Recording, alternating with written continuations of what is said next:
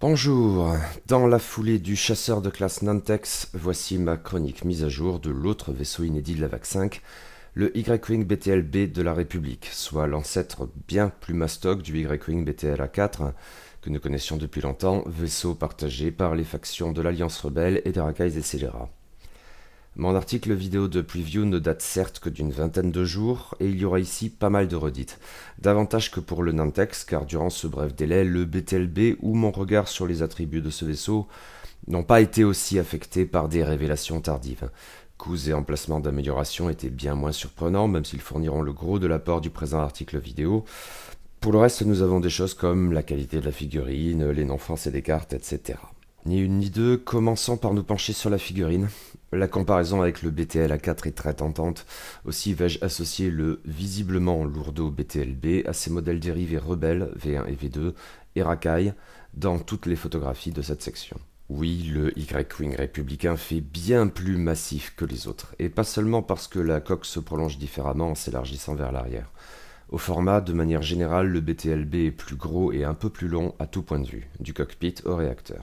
Chroniquant le Nantex, j'avançais à la blague qu'en déballant la figurine, je m'étais demandé s'il n'y avait pas eu comme un souci d'échelle, comme notoirement pour le Tyvn Silencer du premier ordre. Bon, ça n'est clairement pas le cas, hein.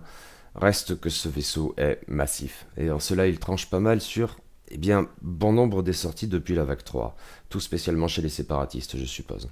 Mais j'imagine qu'à cet égard, côté républicain, il s'associera bien au Torrent et aux Arc 170. J'aime bien cette allure.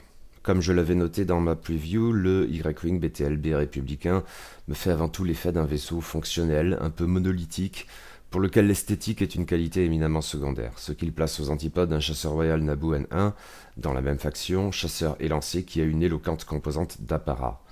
Mais c'est justement ce côté brut qui fait le charme du vaisseau, pour le coup. Cependant, je ne suis pas totalement satisfait. Vous allez dire que je suis un chieur, hein, mais... Bon, quand on voit le vaisseau de loin, ça ne saute pas aux yeux, et il ne défigurera certainement pas votre tapis de jeu, à la différence en ce qui me concerne de l'infiltrateur Sith que je n'ai toujours pas vraiment digéré. Reste que, quand on se rapproche, et j'ai bien conscience que cette photo n'en témoigne peut-être pas de manière très éloquente, la peinture m'a une nouvelle fois fait l'effet d'être un peu salopée. Cela tient pour l'essentiel aux bandes jaunes qui contribuent, et pas qu'un peu, à singulariser le vaisseau. Leur tracé est relativement imprécis, et la teinte choisie, surtout pour le cockpit, convainc plus ou moins, hein. Sous un éclairage déficient, ce jaune louche un peu sur le vaguement verdâtre, presque cacadoise, ce qui est rarement bon signe. C'est décidément ce foutu jaune qui pose problème, hein, après le Naboo bien moins rutilant qu'il n'aurait dû l'être, avec son jaune louchant cette fois un peu trop sur l'orangé. Et bien sûr, l'astromech est comme d'hab une petite boule monochrome, c'est d'autant plus regrettable que les réacteurs arborent une décalcomanie de logo de la République, dont le niveau de détail est tout autre. Bilan un peu mitigé donc, je pense que la figurine par son côté massif rendra plutôt bien sur les tapis de jeu. Reste que quand on y regarde de plus près, la finition n'est probablement pas à la hauteur de ce que l'on pouvait espérer. Rien de dramatique, mais tout de même un vague regret. Envisageons maintenant le châssis de manière générale en gardant les pilotes pour plus tard. Nous pouvons commencer par le cadran de manœuvre. Ici comme ailleurs, il sera tentant et je suppose pertinent de comparer ce modèle du Y-Wing avec celui que nous connaissions depuis Un Nouvel Espoir. Donc, le cadran du Y-Wing BTLB comprend tout 15 manœuvres, ce qui est relativement peu. Ces manœuvres vont de la vitesse 1 à la vitesse 4, rien à la vitesse 5, ce qui n'a rien d'étonnant. Le souci est ailleurs, 2 seulement de ces manœuvres sont bleues, et je crois que c'est un nouveau record. Même les pires sabots que j'ai présentement en tête ont au moins 4 manœuvres bleues. Après quoi nous avons 9 manœuvres blanches, ok, et 4 rouges, dont une seule manœuvre de retournement, bon, au moins il y en a une. Dans le détail, pour le bleu, nous n'avons ici que le tout droit 1 ou 2, ce qui est calamiteux. Aucun virage déstressant. En fait, c'est ici et seulement ici que le dial du Y-Wing républicain se distingue de celui du Y-Wing rebelle ou racaille. Pour ce dernier, les virages sur l'aile à vitesse 2 sont bleus également, et pourtant ce châssis était déjà à bon droit jugé comme un fer à repasser. Même s'il existe bien sûr un moyen d'arranger les choses avec l'astromech R4. Le Y-Wing républicain, qui dispose bien sûr lui aussi d'un slot d'astromech, n'aura que davantage de raisons de s'en équiper, même si cela le priverait d'autres options intéressantes ou amusantes. Et on peut être tenté d'y voir un surcoût de 2 points d'escadron de pièces. Pour les manœuvres blanches, nous avons le tout droit 3, les virages sur l'aile à vitesse 1 à 3, et les virages serrés à vitesse 2. Bon, ok, et un astromech R4 sera donc en mesure de bleuir un peu tout ça aux vitesses 1 et 2. Enfin, les manœuvres rouges sont le tout droit 4, les virages serrés à vitesse 3 et le coyote grand 4, dans l'ordre des choses sur une base aussi rude. Bon, c'est un très mauvais cadran, toutes choses égales par ailleurs, donc sans prendre en compte l'Astromech R4 ou ce genre de choses.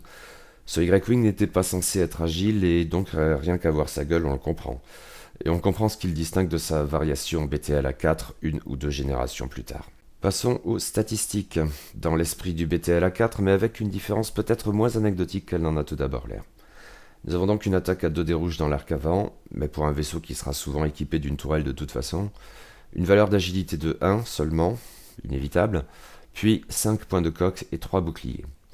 C'est sur ces derniers points que les deux états du vaisseau se distinguent. Le BTL-B et le BTL-A4 ont tous les deux 8 points de vie, mais le premier a un bouclier en plus et un point de coque en moins que le second. Le ratio bénéficie donc dans l'absolu au Y-Wing républicain. Avec plus ou moins de cohérence par rapport au design visuel du vaisseau, le BTL-B est plus mastoc que le BTL-A4, avec un point de coque en moins. Mais ludiquement, cette variation est bel et bien à l'avantage du Y-Wing républicain, en même temps qu'elle justifie ludiquement toujours la manœuvrabilité supérieure, relativement, du BTL-A4. D'autant qu'il faut d'ores et déjà ici prendre en compte un second aspect. À la différence du BTL-A4, le BTL-B dispose d'une capacité générique appelée coque blindée. Celle-ci dispose que quand le BTL-B défend, s'il n'est pas sous le coup d'un dégât critique, alors il peut changer un résultat critique de l'agresseur en un résultat dégât. Là encore, il y a comme un petit paradoxe dans la conception. Cette coque, effectivement renforcée, renvoie à une valeur de coque moindre que celle du BTL-A4. En outre, avec le ratio bouclier-coque, ce serait probablement ce dernier qui bénéficierait le plus de telles capacités génériques. Bon, pourquoi pas, ludiquement là encore, ce qui justifie beaucoup de choses. Cette capacité générique est sympathique, qui permet au BTL-B de mieux gérer les critiques une fois que ses boucliers ont sauté. Ça n'est pas ouf godin non plus, mais c'est appréciable. Revenons aux statistiques, parce que ici, un des pilotes de Y-Wing BTL-B fait son intéressant, avec des statistiques qui lui sont propres. Il s'agit bien sûr du Jedi Anakin Skywalker, qui en est à son 3e avatar et le second adulte dans la jeune faction républicaine. Bon. La différence avec le profil général du Y-Wing BTL-B réside bien sûr dans ses marqueurs de force, 3, comme d'hab. Concernant la barre d'action, c'est exactement la même que pour le BTL-A4. 2 actions blanches qui sont concentration et acquisition de cible, 2 actions rouges qui sont tonneau et rechargement, pas d'actions liées de quelque sorte que ce soit. Ça n'est certes pas fameux, surtout pour un vaisseau qui à la base du moins éprouve autant de difficultés pour évacuer le stress, mais c'est bien ce à quoi nous pouvions nous attendre. Là encore, un pilote se distingue, car en la personne de la star R2D2, nous avons un pilote droïde, qui remplace donc la concentration par le calcul dans sa barre d'action. Reste maintenant à envisager les variables saisonnières, inconnues lors de mon article vidéo de preview, mais révélées une dizaine de jours après à peine, à savoir les coûts et les emplacements d'amélioration. Rien de très surprenant ici par rapport à ce qu'on pouvait pronostiquer, rien d'aussi surprenant en tout cas que pour le Nantex. Commençons par les emplacements d'amélioration. Comme on pouvait s'y attendre, tous les BTL-B sauf un disposent des slots suivants en un exemplaire à chaque fois: tourelle, torpille, artilleur, astromech, engin et modification. C'est la même barre d'amélioration que pour le BTL-A4 Rebelle, là où l'avatar racaille du vaisseau se distingue par un emplacement d'illégal en plus. L'anomalie ici, c'est R2D2. Nous savions qu'il aurait un emplacement d'équipage, puisque l'article de présentation sur le site de FFG, Lady Attack, comprenait un exemple dans lequel le petit droïde teigneux embarquait son compère C3PO en tant qu'équipage, carte inédite figurant justement dans la présente extension. Pour autant, il apparaissait très douteux que le BTL-B dispose de manière générale d'un emplacement d'équipage, et effectivement, ça n'est pas le cas. R2D2 est ici une exception, comme on pouvait s'y attendre, le seul BTL-B à avoir ce slot d'équipage. Et on pouvait supposer que cet atout impliquerait de se passer d'un autre emplacement générique sur le châssis.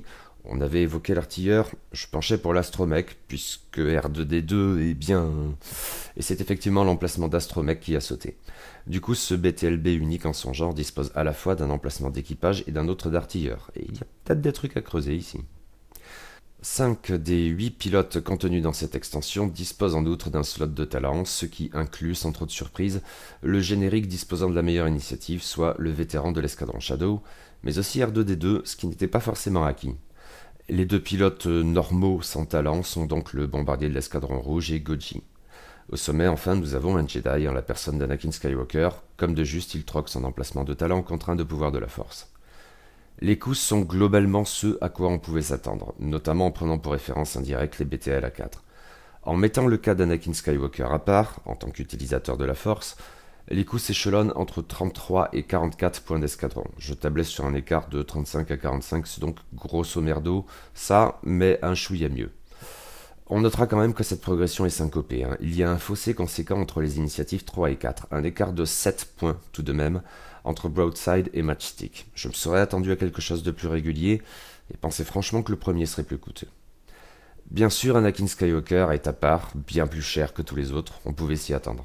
De fait, à 60 points d'escadron, il coûte 16 points de plus que le suivant dans la liste, soit l'omniprésent Oddball.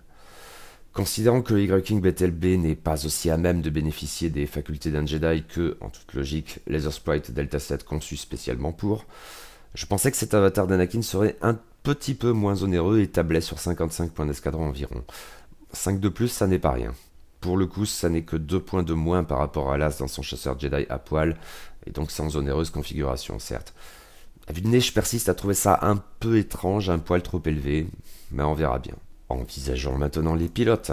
L'extension est à cet égard assez fournie puisque nous avons le choix entre 8 gaziers derrière les commandes. 2 d'entre eux sont des génériques et les 6 autres nommés et limités à un seul exemplaire chacun, avec un droïde et un utilisateur de la force dans le tas. Les valeurs d'initiative couvertes vont de 2 à 6. Commençons par les génériques. Le premier d'entre eux, à l'initiative la plus basse, 2, est le bombardier de l'escadron rouge pour une entrée de gamme honnête à 33 points d'escadron sans emplacement de talent. Pour 2 points de plus, soit 35, nous avons le vétéran d'escadron Shadow. La valeur d'initiative passe à 3 et de manière très conventionnelle, le slot de talent apparaît. Ces génériques ont leur intérêt, là encore si nous nous basons sur ce que nous connaissions déjà. Le BTL A4 chez les rebelles comme chez les racailles est un châssis éminemment spammable. On peut supposer qu'il en ira de même pour le BTLB, même si les coûts doivent bien sûr être pris en compte. Les génériques équivalents chez les rebelles coûtent 31 et 33 points d'escadron, soit 2 points de moins pour de mêmes valeurs d'initiative. Les coûts sont les mêmes chez les racailles, mais avec des valeurs d'initiative inférieures d'un cran. On peut supposer que c'est l'emplacement d'illégal qui joue pour les scums et que le ratio de points de vie et la coque blindée justifie le surcoût du BTLB. Cela dit, à ces niveaux, le spam demeure sans doute possible, et le vaisseau républicain étant un chouïa plus solide que ses dérivés futurs, le BTLB peut éventuellement reproduire un archétype de nuée qui encaisse, bien dans la lignée de ce qu'on avait déjà pu voir au sein de la faction avec des chasseurs Torrent V19 appuyés par exemple par Sinker. J'en causais dans ma chronique du chasseur Arc 170. Il y a peut-être quelque chose à creuser ici. Nous avons ensuite 6 pilotes nommés, très différents dans leur rôle comme dans leurs attributs. Avec le premier d'entre eux, Goji, qui coûte 34 points d'escadron, soit le juste milieu entre les deux génériques, nous redescendons à une valeur d'initiative de 2 sans emplacement de talent, comme on pouvait s'y attendre. C'est un vaisseau qui devrait idéalement faire mumuse avec les bombes et les mines, mais sa capacité spéciale est pour le moins tordue, une forme de soutien bizarre. Donc, quand un vaisseau allié à portée 0 à 3 de Goji défend, ce qui, oui, l'inclut lui-même, alors ce vaisseau peut jeter un dé de défense supplémentaire pour chaque bombe ou mine alliée à portée 0,1 de lui. Ajouter des dés verts n'est certes pas négligeable, jamais. Maintenant, les conditions pour ce faire sont tout de même assez particulières. Et elles appellent d'ailleurs une remarque supplémentaire. Si la notion de mine alliée peut sembler aller de soi, enfin elle vous sautera à la gueule quand même, il en va sans doute autrement dans le cas des bombes, puisque celles-ci sont en principe supposées sauter à la fin de la phase d'activation, et donc ne plus être là pour qu'un vaisseau bénéficie d'une relance en défense lors de la phase d'engagement. En l'état dans la faction, et pour autant que je sache, le seul moyen de jouer là-dessus consiste donc à larguer des bombes avec un marqueur d'amorce, soit une bombe électroprotonique qui en a d'office 1, soit une bombe plus classique qui en est assortie grâce à la modification détonateur à retardement. Les deux figurent dans l'extension. La question a déjà été discutée en chroniquant le bombardier droïde de classe Iena.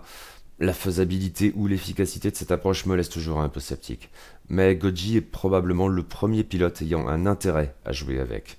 Je n'y crois pas trop, mais sait-on jamais. Toujours à l'initiative 2, mais avec un emplacement de talent cette fois, ce qui n'était pas si évident au fond, nous avons ensuite un hurluberlu en même temps qu'une idole, le légendaire astromech R2D2. Il coûte 35 points d'escadron à poil, comme en fait le vétéran d'escadron Shadow. Le petit droïde en forme de tonneau n'en est bien évidemment pas à sa première apparition dans X-Wing, mais c'est la première fois que nous l'avons en pilote.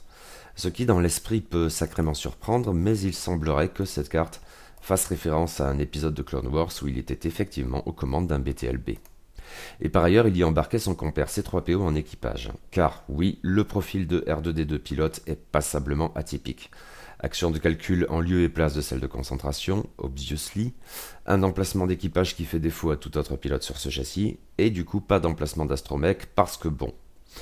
Le calcul en lieu et place de la concentration, c'est moins bien dans l'absolu, mais le tas de boulons est du genre à renchérir.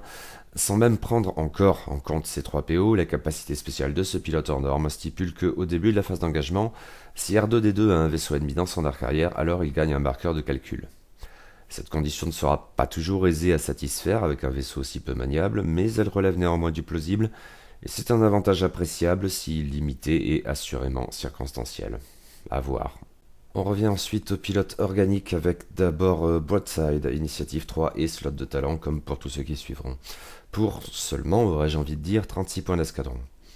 C'est un pilote plutôt agressif qui cherche à rentabiliser ses attaques de tourelle, il faut donc qu'il en ait une. En effet, quand il attaque avec sa tourelle, si celle-ci est orientée vers un arc latéral, alors il peut changer un résultat vierge en résultat concentration. Ça n'est pas directement un dégât, mais ça peut assez aisément en devenir un, à condition de bien gérer les actions du BTLB.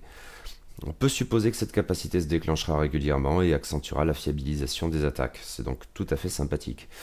À vrai dire, toute chose égale par ailleurs, Broadside est probablement le pilote de BTLB qui me parle le plus à vue de nez. L'agression caractérise également Matchstick à initiative 4 pour 43 points d'escadron. Un fossé de 7 points tout de même par rapport au précédent, pas si commun quand il ne s'agit pas de distinguer un utilisateur de la force d'autres pilotes qui sont dépourvus de ces précieux marqueurs violets. J'avoue ne pas être très convaincu que cet écart soit justifié. Quoi qu'il en soit, Matchstick a un peu un profil de tête brûlée avec un côté B-Wing. En effet, quand il effectue une attaque primaire ou une attaque de tourelle, il peut relancer un dé rouge pour chaque marqueur rouge qu'il affecte. Les relances sont toujours appréciables, même celle d'un seul dé n'est pas à négliger. Mais les circonstances durant lesquelles Matchstick pourra relancer plus d'un dé semblent plutôt contraignantes. Certes, stresser le BTLB n'est pas exactement un problème, mais au-delà, la condition pourrait renvoyer aussi bien à des marqueurs ioniques ou de contraintes, mais je ne vois pas 36 000 moyens d'en choper délibérément. Il y en a peut-être. Si vous en voyez, n'hésitez pas à en faire part. En l'état, eh bien oui, une relance même toute seule, c'est toujours bien. Il est jouable, clairement, alors ok, admettons. Mais 7 points de plus que Broadside, quand les valeurs d'initiative des deux vaisseaux demeurent dans le ventre mou du jeu, ouais. À initiative 5 pour 44 points d'escadron, soit un de plus seulement par rapport à Matchstick, nous retrouvons le soldat Oddball. Oui, nous le retrouvons parce que le Y-Wing BTLB n'est jamais que le 3e vaisseau de la République qu'il est en mesure de piloter, après le chasseur Torrent V19 et le chasseur Arc 170, et toujours à initiative 5 avec exactement la même capacité spéciale, ce qui est un peu problématique tout de même. À propos de cette capacité spéciale, ma preview dans la foulée de Erinic relevait que le texte de la carte tel qu'il apparaissait dans l'article de présentation Lady Attack différait des précédentes occurrences d'Oddball sur un point en n'exigeant pas une manœuvre rouge entièrement exécutée. On s'en doutait, c'était bel et bien une erreur. Oddball, en tant que pilote de Y-Wing BTLB, ne bénéficie donc pas, en toute logique, d'un vague petit avantage sur ses avatars pivotants, un chasseur Torrent V19 ou un chasseur Arc 170. Le texte corrigé est bel et bien le même sur les 3 châssis, comme on pouvait s'y attendre. Que Oddball soit aussi omniprésent me paraît un peu problématique, j'y reviendrai. Outre que sa capacité spéciale, si elle est relativement bonne dans l'absolu, ne me paraît pas non plus si forte. Je suppose d'ailleurs que sa pertinence varie avec les châssis, mais je serais bien en peine de dire si le BTLB ici est plus intéressant que le Torrent ou l'Arc, même si à vue de nez je suis tenté de dire que le Torrent est clairement le moins pertinent des 3. Et l'histoire se répète d'une certaine manière car le dernier pilote du châssis n'est là encore pas exactement un inconnu, puisqu'il s'agit encore une fois d'Anakin Skywalker, toujours doté d'une valeur d'initiative de 6, surprenante pour ce châssis, enfin qui serait surprenante si nous ne parlions pas d'Anakin Skywalker, et toujours avec 3 marqueurs de force. Comme nous l'avions vu plus haut, il est sans surprise bien plus cher que tous les autres, à 60 points d'escadron à poil, soit tout de même 16 de plus qu'Oddball. Bon, nous avons déjà discuté de ce coup, et je maintiens que je le trouve un peu élevé, surtout en comparaison avec les Osprey Delta 7, mais ça se discute forcément, et n'hésitez pas. Car oui, Anakin Skywalker comme Oddball apparaissait déjà en tant que pilote sur 2 autres appareils, les Sprite Delta 7 donc, mais aussi le chasseur royal Naboo N1. Bon, certes, dans le cas de ce dernier, il s'agissait d'un profil différent, celui du très agaçant gamin Anakin tournicoton. Qu'importe, le petit point de la limitation fait son effet de toute façon. Et du coup, cette approche n'est pas sans conséquence en termes de list building. Vous ne pouvez pas jouer le pilote le plus capé sur le chasseur Jedi et le pilote le plus capé sur le BTLB en même temps, parce que c'est le même. Et avec Oddball, on peut donc en gros dire la même chose sur 3 châssis qui sont le Torrent, l'Arc et le BTLB. Ces choix de la part de FFG sont un peu étonnants tout de même. Est-ce une approche délibérée du type les contraintes stimulent la créativité, ou simplement un peu de paresse ou de manque d'imagination? Parce que je suis un gentil garçon naïf, je suppose et espère que la première réponse est la bonne. Reste que le cas de la faction républicaine est unique à cet égard et cela pèse d'autant plus sur ses possibilités qu'elle est encore très jeune. On n'a pas des milliards d'options quand on ouvre le générateur d'escadron. Je ne sais pas, n'hésitez pas à faire part de votre avis. Sinon, eh bien, là encore, la capacité spéciale d'Anakin Skywalker, pilote de Y-Wing BTLB, demeure exactement la même que celle de sa version pilote des Osprey Delta 7. Après avoir entièrement exécuté une manœuvre, s'il y a un vaisseau ennemi dans l'arc avant, on ne parle a priori pas de la tourelle, ici, à portée 0,1 ou dans le bullseye sans condition de portée, alors Anakin peut dépenser un marqueur de force pour retirer un marqueur de stress. La formulation est exactement la même et pourtant la capacité n'a probablement pas le même impact à bord d'un BTLB, parce que tout ce qui entoure ces conditions diffère dans les grandes largeurs. Le cadran du BTLB n'a rien à voir avec celui du chasseur Jedi, outre qu'un atout non négligeable de ce dernier réside dans la capacité générique commande réactive forcément absente sur le BTLB, ne parlons même pas de l'économie d'action au-delà. À tous ces niveaux, le chasseur Jedi surpasse largement et logiquement le BTLB, et la précision de ses manœuvres rend notamment le bullseye bien plus probable. En même temps, le Y-Wing républicain apprécierait particulièrement de pouvoir se libérer de la sorte du stress, parce qu'il a beaucoup moins d'options à cet égard que les Earthsprites. La capacité d'Anakin Skywalker demeure donc bonne, mais elle est bien plus difficile à rentabiliser ici à vue de nez. Ce châssis lourdeau n'est pas le plus à même de mettre en évidence les talents hors normes d'un Jedi. En même temps, eh bien cela demeure un pilote à initiative 6 avec 3 marqueurs de force, ce qui est forcément très bien. Même sur un châssis inadapté, Anakin est Anakin. Mais qu'il coûte à peine moins cher que son avatar pilotant comme il se doit le chasseur Jedi, bon, à poil certes, donc sans onéreuse configuration, me chiffonne tout de même un peu. Bon, pourquoi pas. J'espère simplement que les futures extensions républicaines n'auront pas pour pilote Oddball et Anakin Skywalker. Quand même. Nous en avons fini avec les pilotes, reste à envisager les améliorations figurant dans l'extension.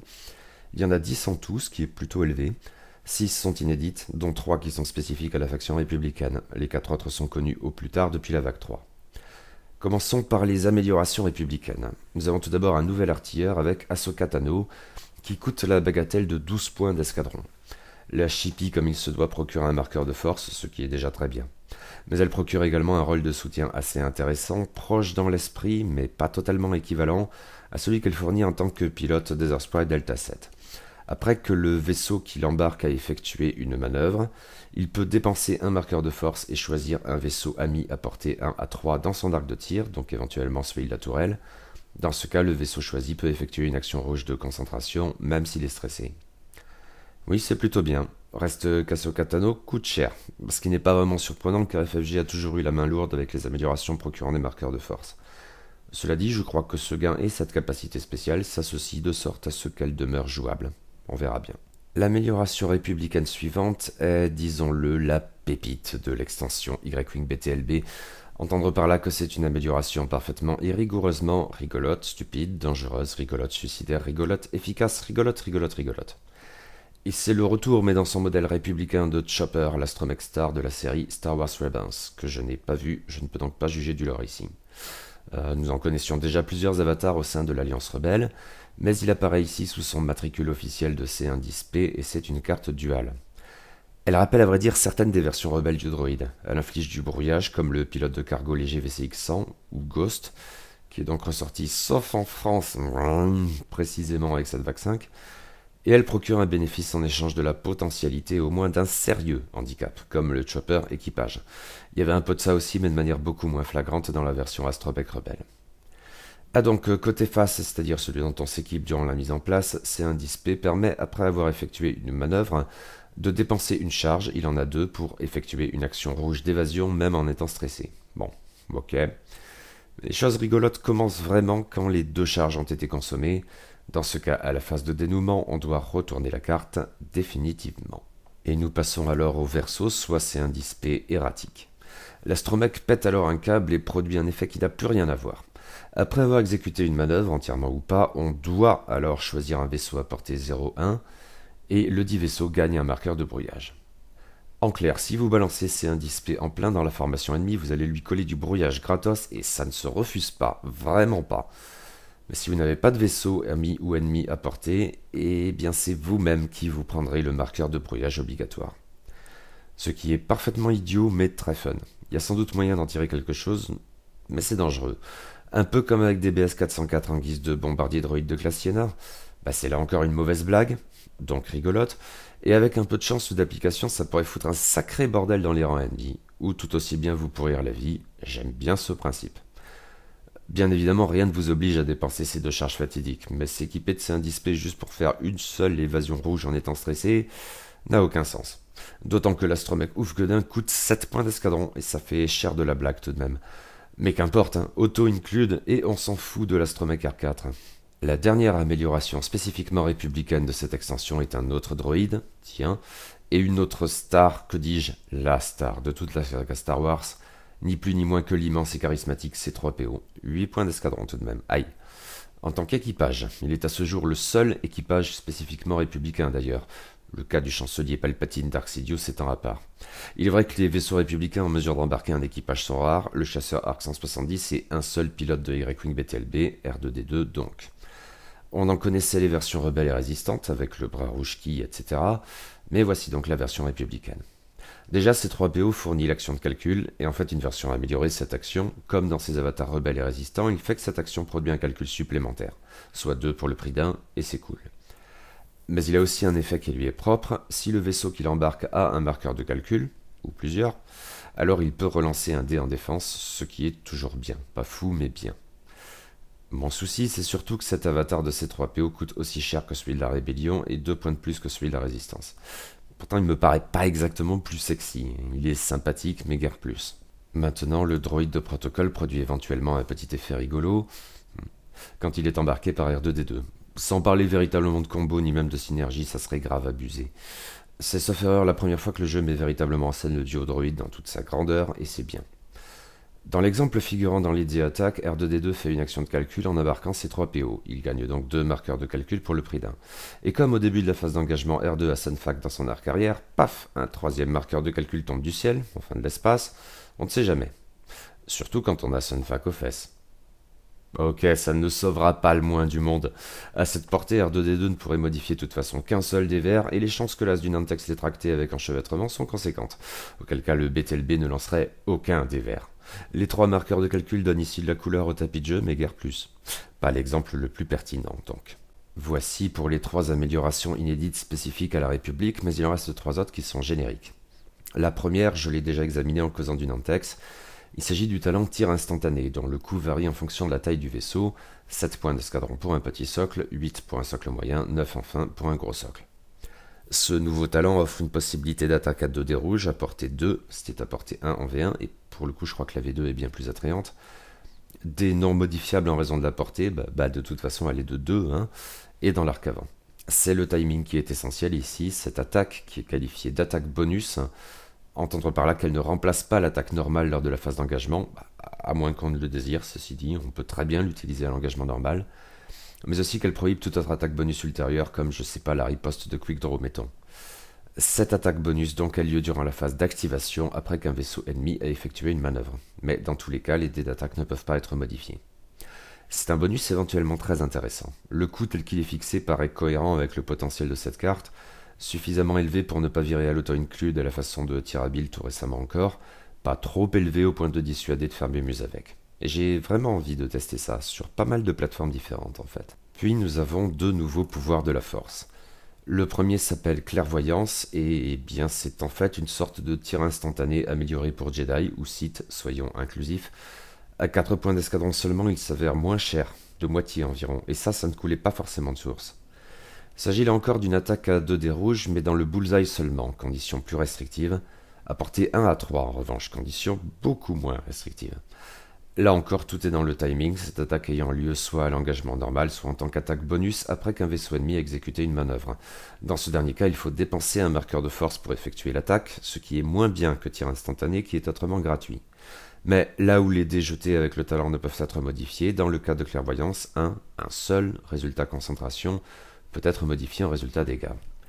C'est intéressant, très intéressant même, surtout à ce coup. Je me dis que ça pourrait notamment être pas mal sur, mettons, des inquisiteurs. Faudra y réfléchir. Le second pouvoir de la force inédit de l'extension s'appelle réflexe prémonitoire, un intitulé qui rappelle forcément celui de réflexe surnaturel, et ça n'a rien de bien étonnant car il s'agit à mains égards d'une version réparée de ce vieux pouvoir de la force qui est devenu très onéreux pour certains pilotes, tout spécialement notre coupable idéal Dark Vador. Le coût est évolutif en fonction de la valeur d'initiative. Hypothétiquement, il va de 3 points d'escadron à initiative 0, 1 ou 2, jusqu'à 13 points à initiative 6. En comparaison, l'échelle des coûts de réflexe surnaturel depuis janvier va de 4 à 32 points d'escadron. La formulation diffère un peu, mais le timing a l'air d'être globalement le même. En tout cas, c'est durant la phase d'activation, en l'espèce ici quand on révèle son cadran de manœuvre, soit a priori avant de se déplacer. On peut alors dépenser un marqueur de force pour effectuer une action de tonneau ou d'accélération. Ici, la formulation est exactement la même que pour réflexe surnaturel. Il y a dans les deux cas une contrepartie si l'on utilise le pouvoir pour effectuer une action absente de la barre d'action du pilote, mais celle de le réflexe prémonitoire est bien moins pénalisante. Un marqueur de contrainte, pas anodin cela dit, mais cela vaut toujours mieux qu'un dégât automatique. Mais là où le texte de réflexe surnaturel s'arrêtait à cette clause, réflexe prémonitoire ajoute quelque chose qui change tout. Si on effectue cette action, alors on ne peut pas faire d'autres actions durant la phase d'activation. Ce qui de suite intéresse beaucoup moins Dark Vador notamment, d'autres aussi en fait, mais surtout lui, comme par hasard. Et finalement, réflexe prémonitoire ici devient une version pour Jedi et moins ouverte, car limitée au tonneau et accélération de senseurs avancés. Pour un coût inférieur aux initiatives 0 à 4, équivalent à initiative 5, mais supérieur à initiative 6. Je sais pas trop ce qu'il faut en penser honnêtement. Voici pour les améliorations inédites de cette extension. Restent 4 améliorations génériques que nous connaissions déjà aussi, ne vais-je pas m'étendre à leur sujet. Ça tourne pas mal autour des engins, puisque la première de ces améliorations est la bombe électro-protonique, 14 points d'escadron, apparue avec le bombardier droïde de classe Sienna. Bon, je vous renvoie donc à ma chronique de cette extension. Et même chose pour le détonateur à retardement, 1 point d'escadron, qui va avec. On trouve aussi des bombes à protons, 5 points d'escadron plus classiques. Et enfin une tourelle ionique, 5 points d'escadron, parce que elle fournit l'action de rotation de la tourelle, bien sûr. Au sortir de cette chronique, comme après ma preview, mon sentiment quant à cette extension demeure un peu mitigé. Donc que je remette en cause l'efficacité ou même la pertinence de ce vaisseau. En fait, à cet égard, et en dépit de son cadran de manœuvre, je le sens plutôt bien. Peut-être même un chouïa mieux que les BTLA-4 rebelles et Rakai, qui ont pu se montrer utiles aussi bien que menaçants. C'est juste qu'il a du mal à m'exciter, je crois. Tout spécialement quand on le compare au très chelou Nantex de la même vague. En fait, il produit sans doute sur moi un peu le même effet que le chasseur Torrent V19 dans la même faction, avec le même goût de trop peu, tout spécialement en ce qui concerne les capacités de pas mal des pilotes nommés, à vrai dire. Outre qu'il y a ce vague souci concernant les multiples itérations d'Anakin Skywalker et Dodgeball. Je pense que cette extension en pur terme d'efficience pourra se montrer à la hauteur et constituer un ajout bienvenu pour la faction républicaine. Le vaisseau est plutôt bon, même si je tends à croire qu'un Astromech R4 risque de monopoliser plus qu'à son tour le slot dédié, ce qui est un peu dommage.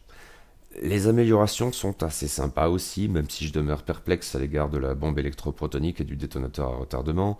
Ça serait bien que Goji m'amène à changer d'avis, mais on n'en est pas encore là. Et après tout, il y a une carte débile comme je les aime, avec ses indices P, qui est peut-être un peu cher. Mais ça a tout de même du mal à déchaîner mon enthousiasme, quoi. Si vous voulez vous faire l'avocat du Y-Wing républicain, en termes de fun, donc, je vous en prie. Je ne demande très sincèrement qu'à être convaincu. Et voilà, c'est tout pour les chroniques des vaisseaux inédits de la vague 5. Il y aura sans doute quand même de quoi faire dans les semaines qui viennent. Alors, à bientôt. D'ici là, j'espère que cette vidéo vous a plu, et si c'est le cas, voilà, on en est à l'instant promotionnel habituel. N'hésitez pas à soutenir la chaîne par tous les moyens. Vous pouvez vous abonner, vous pouvez commenter, bien sûr, n'hésitez jamais. Vous pouvez mettre des petits pouces vers le haut, vous pouvez faire des partages, tout cela est intéressant et aidera la chaîne qui, il est vrai, n'a pas des masses d'abonnés, Donc voilà, écoutez, merci beaucoup si jamais c'est le cas, et à une prochaine fois.